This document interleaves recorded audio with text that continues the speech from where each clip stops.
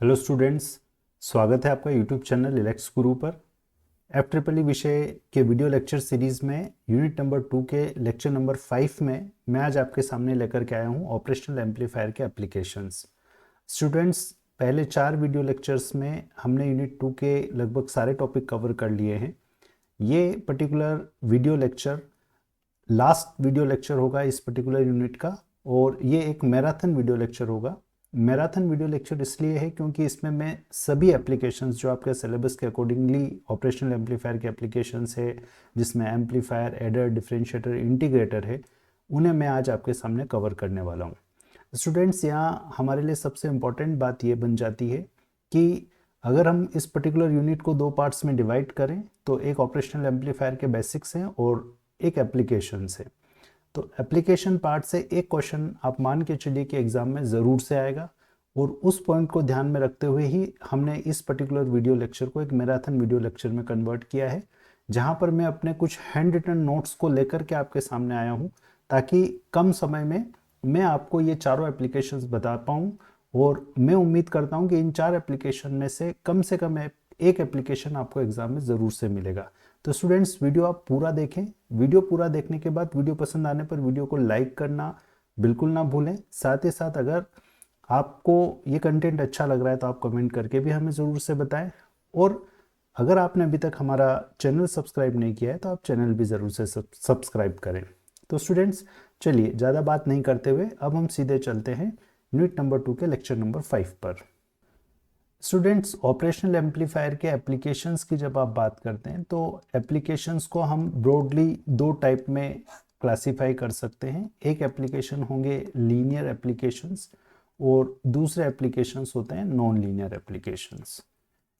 Linear और non linear applications को अगर हम समझें तो लीनियर एप्लीकेशंस बेसिकली आपका जैसे एम्पलीफायर हुआ, एक एडर हुआ, एक सबट्रैक्टर, इंटीग्रेटर, डिफरेंशिएटर, वोल्टेज से करंट कन्वर्टर या करंट से वोल्टेज कन्वर्टर या इंस्ट्रूमेंटेशन एम्पलीफायर, ये सभी लीनियर एप्लीकेशंस होते हैं। और नॉन लीनियर एप्लीकेशन की अगर हम बात करें तो नॉन लीनियर एप्लीकेशन में जैसे आपने कोई ऑसिलेटर ऑपरेशनल एम्पलीफायर की सहायता से डिज़ाइन किया है, एक फिल्टर डिज़ाइन किया है, कोई कंपैरेटर डिज़ाइन किया है, श्मिट ट्रिगर बनाया है, multi vibrator, log anti log amplifier बनाया है या रेक्टिफायर बनाया है, तो ये सभी आपके नॉन लीनियर एप्लीकेशंस होते हैं। यहाँ FEEE विषय के पॉइंट ऑफ व्यू से या फर्स्ट ईयर में जब सभी ब्रांचेस के बच्चे इस पर्टिकुलर विषय को पढ़ते हैं तो आपको इस टाइप से इतना डेप्थ में नहीं पढ़ना है। आपको जो एप्लीकेशंस देखना है उन एप्लीकेशंस में अगर हम सिलेबस के पॉइंट ऑफ व्यू से बात करें तो एम्पलीफायर, एडर आपको देखना है, इंटीग्रेटर देखना है और एक डिफरेंशिएटर देखना है। तो ये बात करते हैं हम 1 बाय 1 इन एप्लीकेशंस की। सबसे पहले अगर मैं एम्पलीफायर की बात करूं तो देखिए, एम्पलीफायर जैसा कि हमने हमारे पिछले वीडियो लेक्चर्स में आपको बताया है कि हम ऑपरेशनल एम्पलीफायर को एज ए एम्पलीफायर यूज़ करते हैं। अगर ओपन लूप कॉन्फ़िगरेशन में हम इसको यूज़ करते हैं तो हमारे पास में जो आउटपुट वोल्टेज रहता है वो होता है A टाइम्स VID। ये अब मेरे हिसाब से आपको बहुत अच्छे से याद हो गया होगा, जिसको हम A times V1 minus V2 भी कहते हैं। ये हमारा ऑपरेशनल एम्पलीफायर का एक सिंबल होता है। 2 टर्मिनल हैं इसमें, एक माइनस वाला इन्वर्टिंग टर्मिनल, प्लस वाला नॉन इन्वर्टिंग टर्मिनल, एक आउटपुट टर्मिनल जनरली हम सप्लाई के लिए प्लस VCC और माइनस VEE भी शो करते हैं। प्लस टर्मिनल पर वोल्टेज V1 हम कंसिडर करते हैं, माइनस पर V2 कंसिडर करते हैं, और ये आउटपुट वोल्टेज हमें यहाँ पर मिलता है। ये ओपन लूप कॉन्फ़िगरेशन होता है जो कि जनरली हम उपयोग नहीं करते हैं। हम क्लोज लूप कॉन्फ़िगरेशन में ही ऑपरेशनल एम्पलीफायर को यूज़ करते हैं।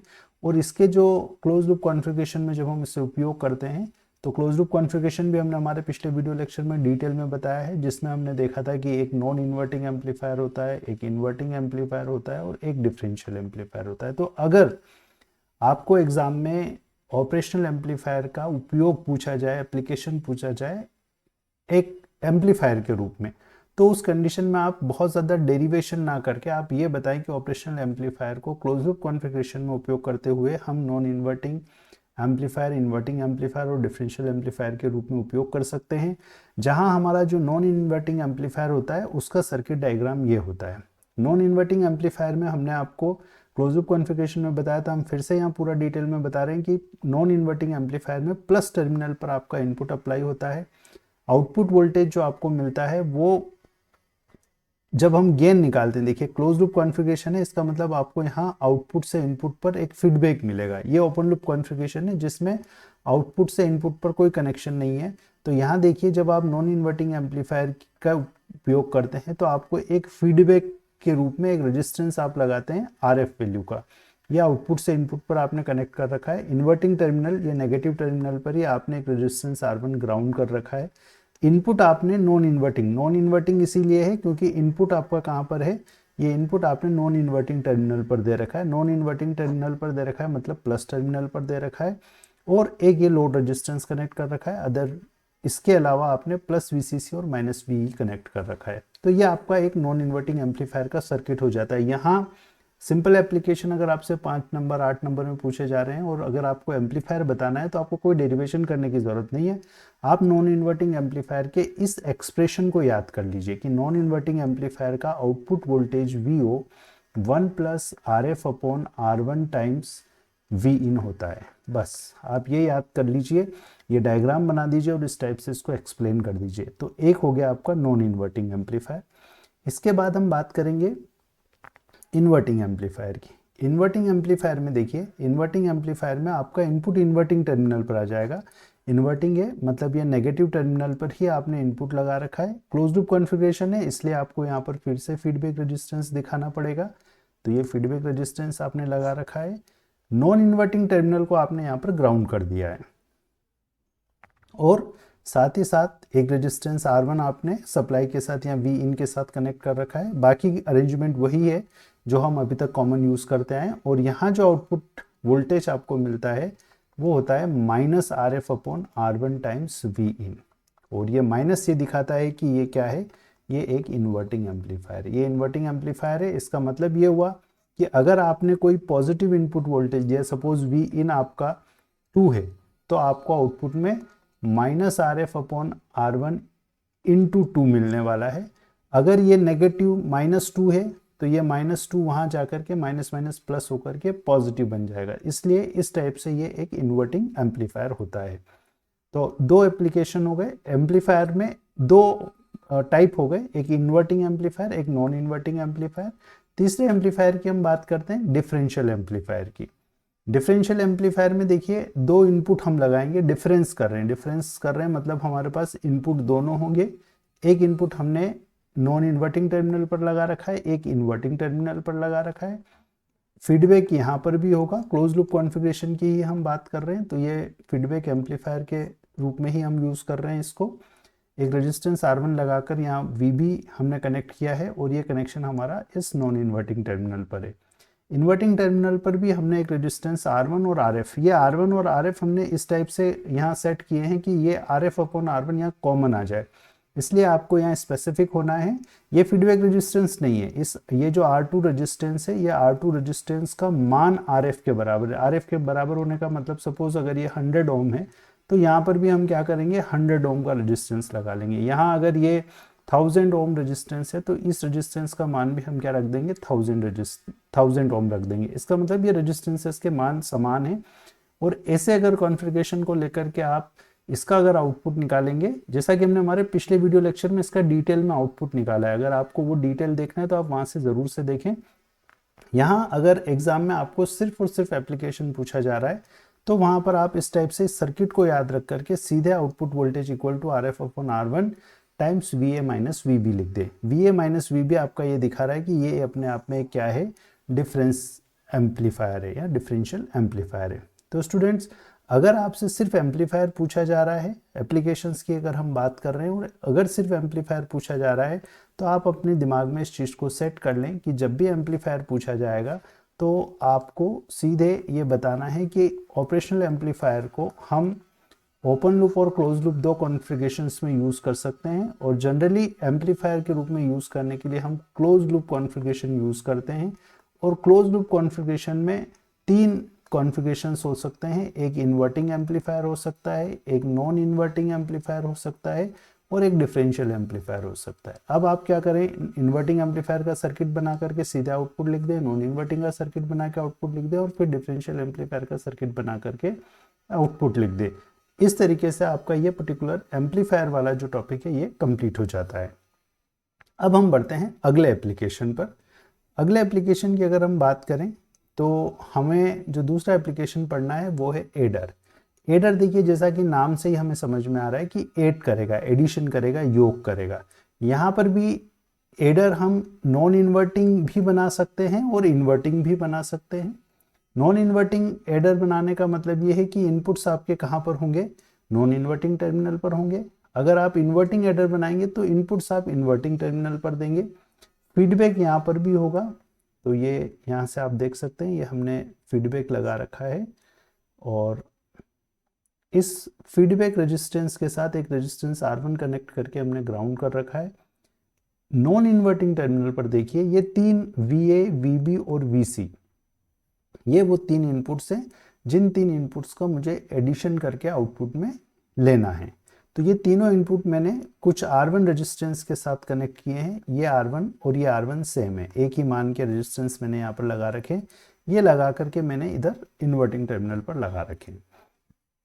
अब यहाँ एक इम्पॉर्टेंट पॉइंट ये हो जाता है कि अगर मेरे पास मल्टीपल इनपुट्स यहाँ पर हैं, इनकी वजह से मुझे आउटपुट निकालना है, तो हम एक सुपरपोजिशन का प्रिंसिपल यूज करते हैं। सुपरपोजिशन प्रिंसिपल ये बोलता है कि अगर आपके किसी लीनियर सिस्टम में दो या दो से ज़्यादा इनपुट्स लगे हुए हैं तो आप एक इनपुट की वजह से आउटपुट निकाल लें, और जब आप एक इनपुट की वजह से आउटपुट निकाल रहे हैं तो बाकी इनपुट्स को आप उन सोर्सेस के इंटरनल रेजिस्टेंस से रिप्लेस कर दें। मतलब वोल्टेज सोर्स है तो शॉर्ट कर दें, करंट सोर्स है तो ओपन कर दें। तो एक सोर्स कंसिडर करके उसकी वजह से आउटपुट, और जब आप ऐसा आउटपुट निकाल रहे हैं तो बाकी सोर्सेस को उनके आंतरिक प्रतिरोधों से प्रतिस्थापित कर दें। फिर दूसरा लेंगे, बाकी सोर्सेस को इंटरनल रेजिस्टेंस से रिप्लेस कर देंगे और उसकी वजह से आउटपुट। तीसरा लेंगे, उसकी वजह से आउटपुट, और तीनों की वजह से जो आउटपुट होगा वो आउटपुट इंडिविजुअल की वजह से जो आउटपुट निकला है उसके एडिशन के बराबर होता है। तो यहाँ हम क्या करते हैं, इसी कंसेप्ट का उपयोग करके एडर के केस में इसी कंसेप्ट का उपयोग करके हम आउटपुट निकालते हैं। देखिए कैसे हम इसको पहले केस को लेकर के चलते हैं। फर्स्ट केस में हम क्या कर रहे हैं, हमने ये VA वोल्टेज कंसिडर किया है, यहाँ VB था तो ये VB बराबर 0 कर दिया है, मैंने ग्राउंड का सिंबल बना रखा है ये, और ये VC बराबर भी हमने यहाँ पर 0 कर दिया। बाकी सर्किट एज इट इज बना हुआ है। इस पर्टिकुलर कंडीशन में देखिए हम यहाँ पर ये कह रहे हैं कि इस पर्टिकुलर नोड पर यहाँ ये ब्रांच भी यहीं आके मिल रही है, ये ब्रांच भी यहीं आकर के मिल रही है, एक ब्रांच इधर जा रही है, एक इधर जा रही है, टोटल 4 ब्रांचेस हैं। तो KCL किरचॉफ्स करंट लॉ ये बोलता है कि किसी नेटवर्क में किसी नोड पर समस्त धाराओं का बीजगणितीय योग 0 होता है। उस प्रिंसिपल को यूज करके हम ये कह सकते हैं कि इन चारों करंट का योग 0 होगा, और अगर इन चारों करंट का योग 0 होगा तो हम इन करंट्स के मान यहाँ रख दें तो हमें आसानी से इस पर्टिकुलर टर्मिनल पर वोल्टेज मिल जाएगा। अब देखिए आप थोड़ा सा इस पर कॉन्सेंट्रेट करिए। इस पर्टिकुलर सर्किट को अगर आप देखें तो आप ऐसा बोल सकते हैं कि ये एक close loop non inverting amplifier है। Close loop non inverting amplifier इसलिए है क्योंकि यहाँ पर फीडबैक आपने लगा रखा है, और इस फीडबैक के साथ साथ आप देख रहे हैं कि इस इन्वर्टिंग टर्मिनल को ग्राउंड भी कर रखा है हमने, और नॉन इन्वर्टिंग टर्मिनल पर कुछ V1 लग रहा है। अगर ये V1 वोल्टेज मेरे पास हो तो मैं इस VOA1 को कह सकता हूँ कि ये मान 1 + RF/R1 टाइम्स V1 होगा। मतलब मुझे V1 निकालना है बस सीधा। तो V1 निकालने के लिए अब मैं क्या करूँगा, देखिए यहाँ पर हमने ये चारों करंट्स माने, और इन चारों करंट्स में हम ये बोलते हैं कि ऑपरेशनल एम्पलीफायर का इनपुट प्रतिरोध बहुत ज़्यादा मान का होता है, इनफाइनाइट हम आइडियली उसको मानते हैं। मतलब यहाँ पर हम कह सकते हैं कि आंतरिक रूप से ये इस टाइप से ओपन सर्किट है, तो हम ये कह रहे हैं कि यहाँ से कोई करंट I1 नहीं बहेगा, खुले परिपथ में कोई करंट नहीं बहता, तो यहाँ से करंट अंदर नहीं जाएगा, और करंट अंदर नहीं जाएगा तो हम इस I1 को यहाँ से इस इक्वेशन से हटा सकते हैं। इक्वेशन से अगर हम हटा दें तो हमारे पास I2 + I3 + I4 = 0 एक इक्वेशन बनती है। इस इक्वेशन में हम क्या करें, I2, I3 और I4 के मान निकाल के रखें। देखिए I2 का मान, अगर यहाँ का नोड वोल्टेज V1 है तो हम ले सकते हैं V1 - VA/R1। यहाँ ग्राउंड है, यहाँ का वोल्टेज V1 है प्लस, तो ये हो जाएगा V1/R1, और ये भी हो जाएगा आपका V1/R1। I4 भी आपका, यहाँ का वोल्टेज अगर V1 है तो V1/R1, current V = IR relation से I = V/R, I4 हो जाएगा आपका V1 अपॉन R1। इस टाइप से ये आपने चारों मान रख दिए, तीनों मान रख दिए। तीनों मान रख करके अगर आप इसको सॉल्व कर रहे हैं तो आपको मिल रहा है V1 इक्वल टू VA/3। हमने सिंपल यहाँ पे R1 LCM ले लिया है, उधर जा करके 0 हो जाएगा, तो V1 यहाँ से V1 minus VA plus V1 equal to 0 बच रहा है। तो ये हो रहा है 3V1 इक्वल टू VA, या V1 इक्वल टू हो रहा है VA/3। तो इस टाइप से आपने क्या निकाल लिया, यहाँ पर देखिए V1 निकाल लिया। और V1 निकाल लिया तो अभी हमने यहाँ कहा कि अगर V1 आपके पास है तो VOA, VA के कारण जो आउटपुट वोल्टेज है VOA, वो V1 जो आपने निकाला 1 plus RF upon R1 into V1 क्या निकाला अभी हमने, V1 निकाला VA/3, ये भी हमने निकाला VA/3। अब हम ये कह सकते हैं कि देखिए सिमेट्रिकल स्ट्रक्चर है, अगर आप VA को ग्राउंड कर दे और यहाँ पर VB ले लें तो बाकी सर्किट देखिए बिल्कुल ऐसा कैसे बनेगा, सिर्फ ये ऊपर नीचे हो रहा है बस, इससे ज़्यादा कुछ भी नहीं हो रहा है। मतलब ये हुआ कि अगर मैं VOB लिखूंगा तो VOB आएगा 1 plus RF upon R1 into VB/3। इसी टाइप से VOC क्या आ जाएगा, VOC हो जाएगा 1 plus RF upon R1 into VC/3। तो ये तीनों जो वोल्टेजेस मुझे मिल रहे हैं, ये तीनों जो आउटपुट मिल रहे हैं, ये इंडिविजुअल VA, VB, VC के कारण मिल रहे हैं। तो ओवरऑल अगर आउटपुट वोल्टेज VO मुझे लिखना है तो वो VO होगा VOA plus VOB plus VOC।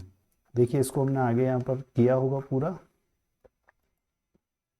Notes में, अगर हम देखें इसको तो आप यहाँ पर देख पा रहे हैं आसानी से, ये आपका VOB हो गया है और ये VOC हो गया है। इन तीनों का योग ही आउटपुट वोल्टेज होगा। तीनों के मान हमने रख दिए, तीनों सिमेट्रिकल थे, एक में VA/3, दूसरे में VB/3, तीसरे में VC/3। तीनों से 1 plus RF upon R1 common आ जाएगा, तो ये हो गया VA/3 VB/3 प्लस VC/3 का एडिशन। फिर 3 LCM ले लें तो हम ये हो जाएगा आपका 1 प्लस RF, VO हो रहा है आपका 1 plus RF upon R1 into VA plus VB plus VC/3। अब मुझे अगर यहाँ पर सिर्फ VA, देखिए मुझे एडर बनाना है तो सिर्फ VA plus VB plus VC चाहिए, तो मैं इस 1 प्लस RF अपॉन R1 को 3 के बराबर सेट कर दूं। अगर 1 प्लस RF अपॉन R1 3 के बराबर होगा तो 3 इंटू 3/3 से 3 कैंसिल हो जाएगा और आउटपुट में मुझे सिंपली मिल जाएगा VO equal to VA plus VB plus VC। इस टाइप से ये आपका एक एडर सर्किट हो गया। मतलब ये जो सर्किट अभी हमने देखा है, ये सर्किट आपका एक नॉन इन्वर्टिंग एडर है। नॉन इन्वर्टिंग एडर है क्योंकि इनपुट हमने कहाँ लगाया है, नॉन इन्वर्टिंग टर्मिनल पर। तो जब हम एडर की बात करेंगे तो हम एडर दो टाइप से समझा सकते हैं। एक नॉन इन्वर्टिंग एडर, अगर आपसे एग्जाम में स्पेसिफिकली नहीं पूछा जा रहा है कि आप नॉन इन्वर्टिंग बताएं या इन्वर्टिंग बताएं, तो आप कोई भी एक एडर बता सकते हैं। अगर आपसे पूछ लिया जाएगा आप इन्वर्टिंग एडर ही बताएं, तो आप उस कंडीशन में इन्वर्टिंग एडर, या नॉन इन्वर्टिंग पूछा जाए तो नॉन इन्वर्टिंग एडर ही बनाएं। इन्वर्टिंग एडर में देखिए अब आपको बहुत अच्छे से क्लियर हो रहा होगा कि इन्वर्टिंग एडर में हमारा जो सर्किट होगा, उस सर्किट में हमारा नॉन इन्वर्टिंग टर्मिनल पर कुछ नहीं लगा होगा, फीडबैक हमारा यहाँ पर रहेगा। साथ ही साथ इन्वर्टिंग टर्मिनल पर ही अब हम क्या करने वाले हैं, तीनों इनपुट लगाने वाले हैं, VA VB VC। तो हमने ये हमारा सर्किट हो गया एक इन्वर्टिंग एडर का, 3 इनपुट हमने लगा दिए हैं, तीनों इन्वर्टिंग टर्मिनल पर, नेगेटिव टर्मिनल पर लगे हुए हैं। और अब हम इसको आसानी से देखिए कैसे हल करते हैं। इसके जब सॉल्यूशन की बात आएगी तो देखिए इसके सॉल्यूशन में हम वर्चुअल ग्राउंड का कंसेप्ट का उपयोग करते हैं। वर्चुअल ग्राउंड का कंसेप्ट हम आपको पहले बता चुके हैं। वर्चुअल ग्राउंड का कंसेप्ट ये कहता है कि अगर किसी एक नोड ऑपरेशनल एम्पलीफायर के किसी एक टर्मिनल को अगर आप ग्राउंड कर देते हैं तो दूसरे टर्मिनल पर उतना ही 0 वोल्ट हमने को मिलता है। आपने इस टर्मिनल को ग्राउंड नहीं किया, इस टर्मिनल को ग्राउंड किया, लेकिन फिर भी आपको यहाँ पर 0 वोल्टेज, दूसरे टर्मिनल को ग्राउंड नहीं किया फिर भी यहाँ पर आपको 0 वोल्ट मिलेगा। यहाँ 0 वोल्ट मिलने की इस प्रोसेस को हम वर्चुअल ग्राउंड कह रहे हैं। वर्चुअल ग्राउंड मतलब आपने उसको ग्राउंड नहीं किया लेकिन फिर भी आपको आभासी रूप में वहां पर ग्राउंड मिलेगा। तो यहाँ 0 वोल्ट मानते हुए हम सिंपल एक KCL इक्वेशन बनाएं कि सभी करंट्स का योग 0 होगा। मतलब IA plus IB plus IC plus I plus IF, इन सभी करंट का योग 0 होगा। सिंपल करंट का मान क्या होगा, देखिए यहाँ अगर 0 वोल्ट है तो 0 माइनस VA अपॉन R1, ये IA हो जाएगा 0 माइनस VB अपॉन R1। मतलब वही एक रेजिस्टेंस पर अगर वोल्टेज V है, R रेजिस्टेंस का मान है और I करंट है, तो V is equals to I R relation से I is equals to V by R हम लिखते हैं। यहाँ पर ओवरऑल वोल्टेज अगर इस नोड को मैं हायर पोटेंशियल पर मान रहा हूँ तो 0 माइनस V है upon R1, 0 minus VB upon R1, 0 minus VC upon R1। और इधर चूंकि हम मानते हैं कि ये ऑपरेशनल एम्पलीफायर एक हाई इनपुट इम्पीडेंस डिवाइस है, तो यहाँ कोई करंट नहीं बहेगा, इसका मतलब I 0 हो जाएगा। और इस वाले टर्मिनल पर ये जो आउटपुट वोल्टेज है VO, इस नोड पर VO वोल्टेज है, इस नोड पर 0 है, इसलिए 0 माइनस VO अपॉन RF। तो इस टाइप से आप ये सारे मान 0 minus VO upon R1, V minus VB upon R1, minus VC upon R1 और माइनस VO अपॉन RF यहाँ पर लेते हैं और इसको थोड़ा रीअरेंज करते हैं। इसको आप उधर ले जा रहे हैं, बाकी ये सब इधर ही है, तो इनमें से एक माइनस कॉमन आ जाएगा, VA upon R1, VB upon R1 plus VC upon R1। इसको फर्दर अगर आप सिंप्लीफाई करते हैं तो देखिए आपको क्या मिल रहा है। इसके सिंप्लीफिकेशन पर आप यहाँ पर देख पा रहे हैं, आपको मिल रहा है VO equal to minus RF upon R1, VA plus VB plus VC। और इसी एक्सप्रेशन में आप फिर से देखिए, अगर RF बराबर R1 आप ले लें, उस सर्किट में अगर आप RF और R1 को बराबर रख दें तो ये दोनों एक दूसरे को कैंसिल करेंगे और आउटपुट में आपको VA plus VB plus VC मिलेगा, लेकिन विथ नेगेटिव साइन, इसीलिए हम इसको कह रहे हैं इन्वर्टिंग एडर। तो इस टाइप से आप एडर बना सकते हैं, एक इन्वर्टिंग एडर होगा और एक नॉन इन्वर्टिंग एडर होगा। इसके बाद देखिए दो एप्लीकेशंस की ओर हम बात करने वाले हैं। एक होगा डिफरेंशिएटर, जिसको हम अवकलक कह सकते हैं। डिफरेंशिएटर और इंटीग्रेटर, इन दोनों के लिए आपको इन दोनों एक्सप्रेशंस को बहुत अच्छे से याद रखना है। किसी कैपेसिटर पर वोल्टेज, अगर हम किसी कैपेसिटर पर वोल्टेज की बात करें, अगर उससे आई धारा बह रही है और इस पर कितना वोल्टेज उत्पन्न होगा, अगर ये C कैपेसिटेंस का कैपेसिटर है, तो वोल्टेज इज इक्वल टू होता है 1/c integration I D T. इसी एक्सप्रेशन को अगर आप डिफ्रेंशिएट कर दें तो इधर D V by D T equal to C, differentiation integration cancel तो आई बचता है, तो I is equal to C D V by D T होता है। तो ये दोनों ही जो आपके एक्सप्रेशंस है, इन एक्सप्रेशंस को आपको बहुत अच्छे से याद करना होगा। इन एक्सप्रेशंस को अगर आपने याद कर लिया है तो आप आसानी से सिर्फ एक छोटा सा चेंज करके बहुत आसानी से इस पूरे एक्सप्रेशन को आप अच्छे से समझ सकते हैं और डिफरेंशिएटर इंटीग्रेटर दोनों को आप अच्छे से समझ सकते हैं। देखिए यहाँ पर डिफरेंशिएटर की अगर हम बात करें तो इन्वर्टिंग टर्मिनल पर ही हमने इनपुट दिया है और इन्वर्टिंग टर्मिनल पर एक बहुत बड़ा चेंज है। यहाँ अभी तक हम रेजिस्टेंस R1 बना रहे थे, उसकी जगह हमने कैपेसिटर बनाया है। फीडबैक अभी भी है, नॉन इन्वर्टिंग टर्मिनल ग्राउंड है, प्लस VCC माइनस V और RL लोड हमने एज इट इज पहले जैसे बनाए थे वैसे ही बनाए हैं। यहाँ अगर 0 वोल्ट है तो ऑब्वियसली यहाँ पर 0 वोल्ट होगा, ये हम पहले भी बात करते आए हैं। ये देखिए 0 है तो यहाँ पर 0 वोल्ट ही होगा। ये करंट हम मान रहे हैं I1, I2 और I3, तीनों में से ये करंट इधर अंदर जाने वाला करंट हम 0 मानते हैं। इस टर्मिनल पर कोई करंट नहीं जाता, बहुत कम मान का करंट जाता है, इसलिए हमारे पास इक्वेशन बनेगी I1 प्लस I2 बराबर 0। और ये जो I1 प्लस I2 बराबर 0 बन रहा है, इसमें अब हमें क्या करना है, मान रखना है। करंट का एक्सप्रेशन अभी हमने देखा, किसी कैपेसिटर पर अगर voltage V is equal to 1/c integration I T D T है तो I is equal to C D V by D T होता है। उस पर्टिकुलर कंसेप्ट से अगर आप इस I1 का मान निकालेंगे तो ये हो जाएगा C dV by D T. D V में 0 minus V I upon D T, क्योंकि यहाँ का वोल्टेज 0 है तो ओवरऑल वोल्टेज इसके ऊपर जो बनेगा, अगर इधर इस दिशा में हम करंट मान रहे हैं तो 0 माइनस वी आई टी इस कैपेसिटर पर वोल्टेज हो गया। तो ये करंट हो रहा है आपका C D D T of 0 minus V I T. I2 current हो जाएगा 0 minus V O upon R F. और अब इस एक्सप्रेशन को देखिए आप थोड़ा सा सिंप्लीफाई करें तो V O upon R F को अगर हम उधर ले जाएं तो V O R F is equal to हो जाएगा minus C D D T of V I T. और यहाँ आप आसानी से देख पा रहे हैं कि ये जो वी ओ है ये हो रहा है minus R F upon R F into C D D T of V I T, जो कि अपने आप में एक क्या है, डिफरेंशिएटर का एक्सप्रेशन है। तो इस टाइप से आप एक डिफरेंशिएटर डिज़ाइन कर सकते हैं एक ऑपरेशनल एम्पलीफायर की सहायता से। तो ये आपका डिफरेंशिएटर का संबंध हो गया। डिफरेंशिएटर अगर आपको याद है तो डिफरेंशिएटर से देखिए इंटीग्रेटर बनाना बहुत आसान है। हमने डिफरेंशिएटर में यहाँ कैपेसिटर लगा रखा था, यहाँ रेजिस्टेंस लगा रखा था, बस इन दोनों को आप इंटरचेंज कर दीजिए। इन दोनों को इंटरचेंज कर दीजिए। नॉन इन्वर्टिंग टर्मिनल अभी भी 0 वोल्ट पर है तो यहाँ अभी भी 0 वोल्ट होगा। बाकी कहानी आपकी एज इट इज़ रहेगी। यहाँ पर आप 3 करंट I1, I2, I3 जो भी आप लेना चाहें वो ले लीजिए। इन तीनों करंट का योग I1 plus I2 plus I3 बराबर 0 होगा। ये जो पर्टिकुलर करंट है ये ऑलरेडी 0 होगा क्योंकि ये ऑपरेशनल एम्पलीफायर के इनपुट टर्मिनल पर हमने करंट माना है जो कि 0 होता है। अब यहाँ पर हमें फिर से वही I1 का मान लिखना है तो 0 माइनस VIT अपॉन R, और ये हो जाएगा प्लस 0 माइनस VO, क्योंकि इधर इस टर्मिनल का वोल्टेज VO है तो 0 माइनस VO अपॉन कैपेसिटर है इसलिए ये होगा C DDT of 0 minus VO equal to 0।